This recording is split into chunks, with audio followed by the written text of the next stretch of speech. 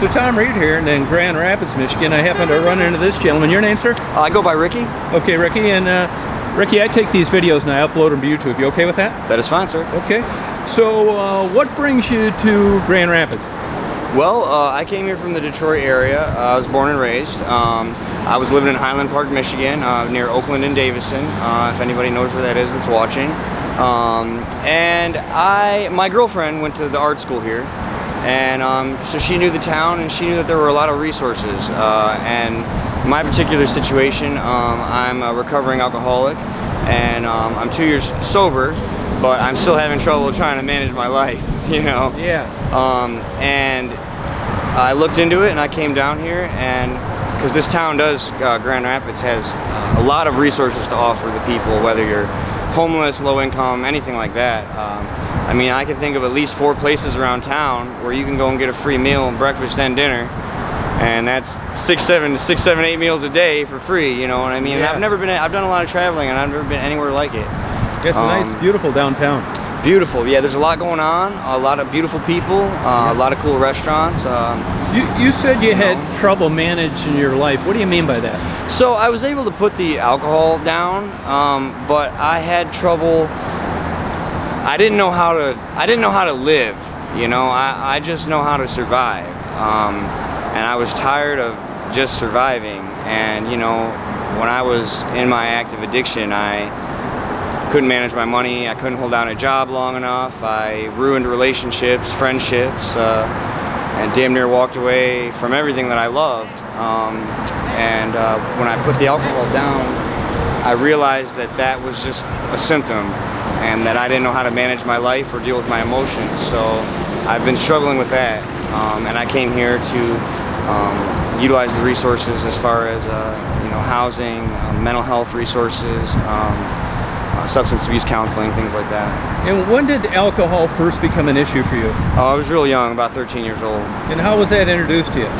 You know, just me and my friends, you know, experimenting. I remember the first time I got real drunk, it was New Year's Eve. I was 13, and we drank probably, I didn't realize it now, that it was a lot of alcohol, but between 2 of us, we split a 5th. And 13-year-old kids that don't drink, I mean, I threw up for 2 days afterwards. But it woke something up in me that, you know, my family has struggled with substance abuse. And your parents? My father, yes, my father did. So you know, I was predisposed to it. Yeah. And you know, coming from the upbringing I had, single parent, had to grow up fast, and my family having a lot of issues that they haven't resolved themselves. I was never taught how to express myself in a healthy way, I guess. Yeah. Is the best way I could put it. So you went to rehab? Yes. Yeah, I've gone to treatment several times. And yeah. the last time, did it feel any different than the times you went before? Or?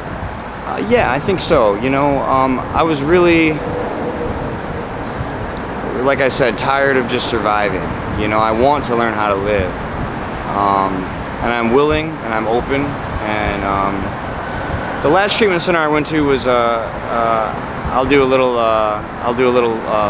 plug here, but Eastwood in Southfield, Michigan is a beautiful place. If you're from the Metro Detroit area and you're looking for help, get in touch with whatever county that you live in. Their mental health and substance abuse, they will refer you if you have Medicaid, if you don't have insurance. And it was a brotherhood of people. All the staff and counselors have been through it. They've struggled with substance abuse.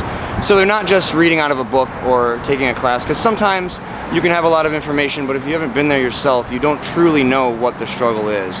All their staff and counselors have been through it and have been in the same position you're in, so you can relate, you can listen to these people. It's just a brotherhood of bringing each other up and picking each other up, you know, because when you come into a place like that, usually you're at your lowest, you know, you just feel like dirt, you know. So it was a beautiful thing to feel welcomed and brought up, and I've made a couple great friends when I went there, and we still bring each other up and are still doing well today. So congratulations. Yeah, thank you. Do you think there are any similarities to that, like with Alcoholics Anonymous? Yeah, AA has been great for me too. You know, I know it's kind of one thing they try not to promote, they try not to this and that, but it has helped me immensely. Actually, here I've got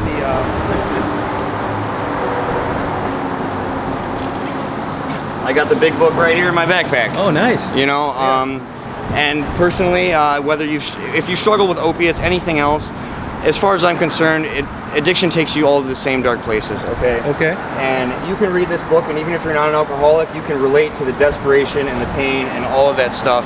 And I'm still carrying it around today, so it's something I rely on a lot. Yeah. This comes up time to time, and I'm not sure I know the answer to it. And that is Alcoholics Anonymous in any way religious? No, it's a spiritual program. That's what I thought. It's a spiritual program, yeah. You know, there are people that, you know, joke, they say, you know, your higher power could be the coffee cup on the table. Okay. If that's what you want. Does it help everybody? No. You know what I mean? Personally, I had to believe in something greater than myself because I thought I had all the answers, right? I can get out of this issue, I can do this, I can do that, I don't have to listen to anybody, I don't need any help. And I found through a lot of trial and error that I don't have all of the answers, and I had to believe in something greater than me. And what is that? You know, for me, I do call it God, right? Is it what I say? Is it the Christian God, the Buddhist God, anything like that? No. I believe there is something that a guiding force in this world that created everything, and because there are some things I cannot explain. And there have been some experiences I've had that, reasons that I shouldn't be here today, and I still am. So therefore, I feel I have a greater purpose. Okay. And there has got to be a reason for it. Okay. So. Did your drinking ever cause you any criminal issues? Yes. Yes. When I was drinking alcohol, I also got involved with cocaine as well, and I caught some felony cases with narcotics. I have. Got a domestic violence. I've got misdemeanors for destruction of property. I mean, it absolutely turned me into the ugliest person you can imagine. I hated myself. Nobody wanted to be around me. I was not a nice drunk. Let's just say that. Okay. So you were incarcerated? I've been incarcerated several times. These charges, how long were you incarcerated for? I've probably done my whole life, including I was incarcerated in a juvenile institution for my last year, 17 to 18. I think I've added it up total between psychiatric wards, jails, prison, juvenile, and rehab. I've probably done 4 years of my life in institutions, and I'm 30 years old. Okay. So I mean, it's like I said, I've given damn near everything away. Yeah. So. The tattoos. Yes. They came about when? I got the day I turned 18. I got my first tattoo, and it's a skyline of Detroit right here. Oh, right. You've got the Renaissance Center, the Guardian Building, Penobscot. I actually drew this out. I'm an artist, and I had designed it. I wanted to do something with the skyline, and then beneath of it is a music quote. It's actually the album by a band called Interpol. I'm going to do another plug. A band called Interpol. They're from New York. The album's called Turn on the Bright Lights. It's the album that got me through high school, changed my life, and for me, it was a symbol of, you know, being in this city, you know, turn on the bright lights, you know, I'm in control, I'm looking under the microscope, you know, things like that. And how about the tattoos on your face? Those were drunken nights. Do I regret? Both of them? Yeah, both of them were, yes. This was supposed to be a start. They were stick and poke tattoos, you know, with the needle and ink and stuff. Okay. And this is the Egyptian symbol for, it's the Ankh crucifix, A-N-K-H. It's the Egyptian symbol for creation and life. Okay. And this was supposed to be a star, and it was messed up, didn't heal right. And yeah, they were drunken. A lot of my tattoos actually were done by me or my friends and stuff like that, and they were drunken. Okay. Let's tattoo each other, you know. Great idea at the time. You know. You say you regret them? I do regret my face tattoos. Yes. You do. You know, I find. I mean, I have them now. I'm going to get covered in them at some point. But I do find, you know, it is more socially acceptable these days. But people still do look at you a type of way. Employment, you know, I work in trades. Thankfully, I have a skilled trade. I've never had trouble really finding work. That kind of stuff is more socially acceptable in that field because it's a little more rough around the edges. Mm-hmm. But if I were to walk into one of these nice restaurants downtown and try to get a job as a waiter, I don't think they would hire me. It really works that way for sure. You know, yeah. I mean, it's getting more easy and more acceptable. You know, if I were to go to one of the kind of trendy restaurants where everyone's got pink hair and tattoos everywhere and piercings. I mean, I could probably get a job, yeah, you know. But those places are, you know, they're not everywhere. Yeah, I think you probably could get those taken off. You know what? That's actually something I've looked into. I don't think it's a big deal. You They're can get them small lasered. and Yeah. I think it's a laser procedure. I've even heard that there's grants for people that were incarcerated that have gang tattoos or tattoos on their face. Yeah. And there are grants that will pay for you to get them removed. Oh, okay. Yeah. So that's something I think I'm going to look into. Your favorite childhood memory? My favorite childhood memory. Probably my uncle was a big part of my life, and he was a carpenter and woodworker, and he was a gardener, and he really awoke that creative spirit in me, as far as teaching me how to, like, you know, build birdhouses and things when we were young, and grow parsley and tomatoes and have a little garden. And he really awoke that kind of DIY creative side of me, and that's something I'll never forget and that I'm truly grateful for. Favorite movie? Oh, this is a tough one. I can give you my top 5. Okay. How about that? Okay.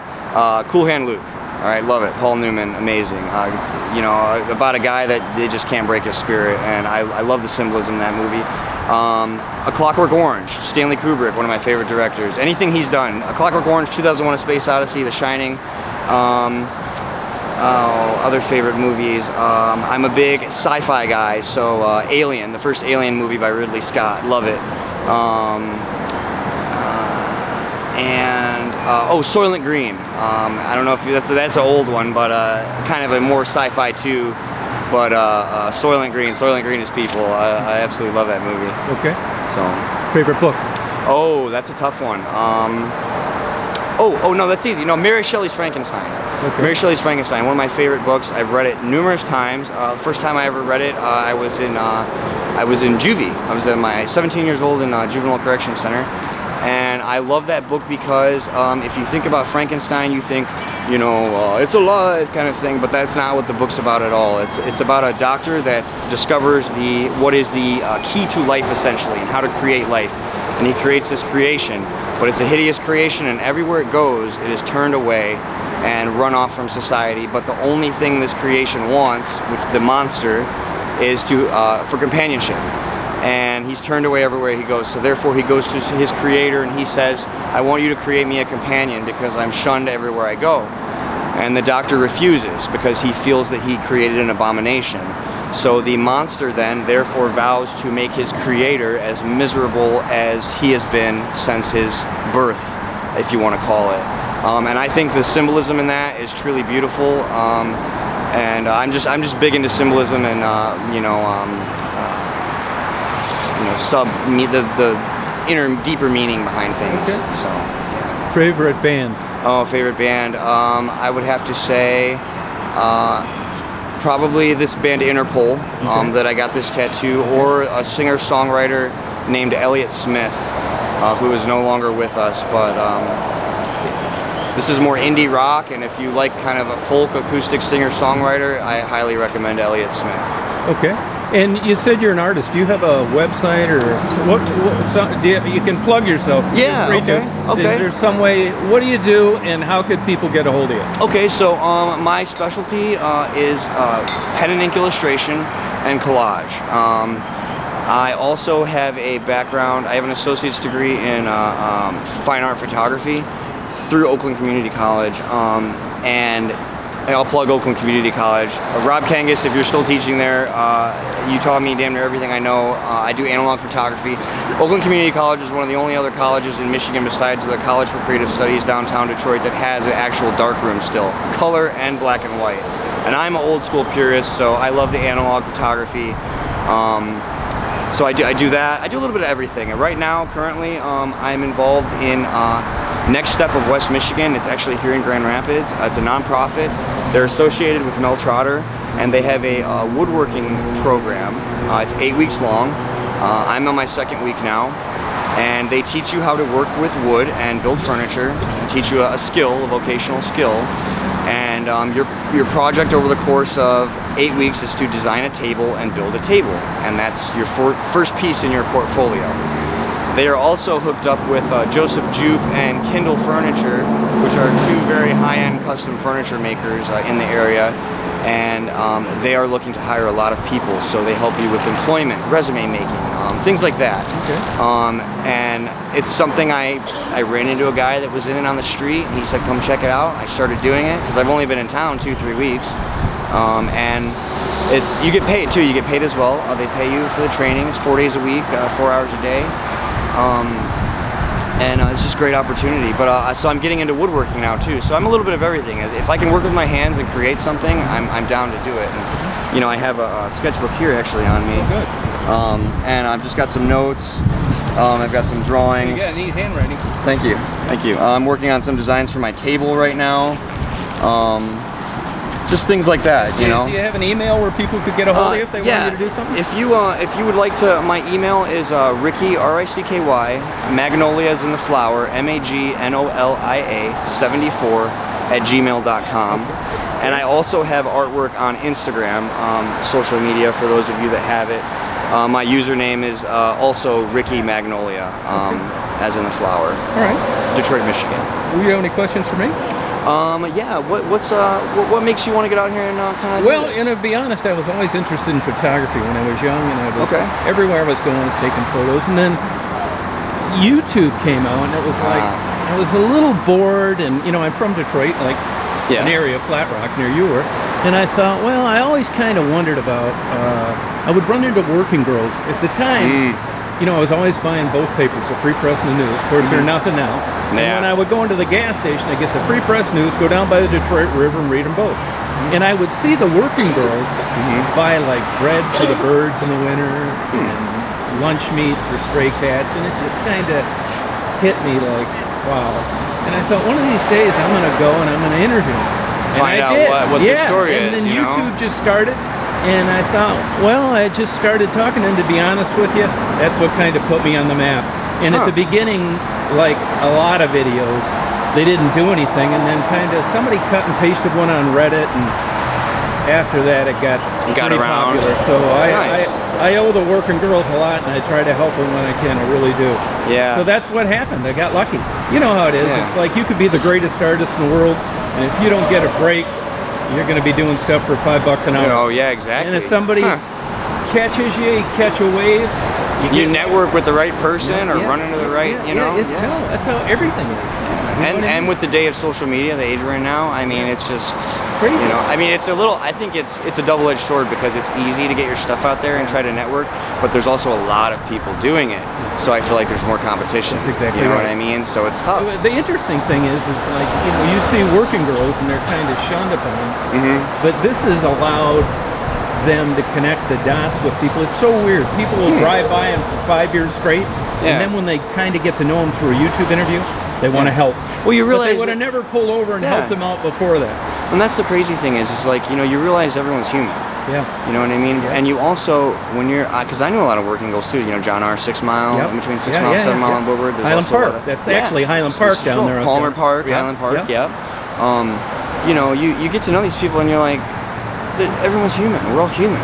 And a lot of us have demons. And, you know, and you know, you might, someone that might not understand might go, oh, look at that bum, get a job. You know what I mean? Oh, look at that whore, or whatever, pardon my language. I've learned a lot. It's the people are judgmental and they're mean.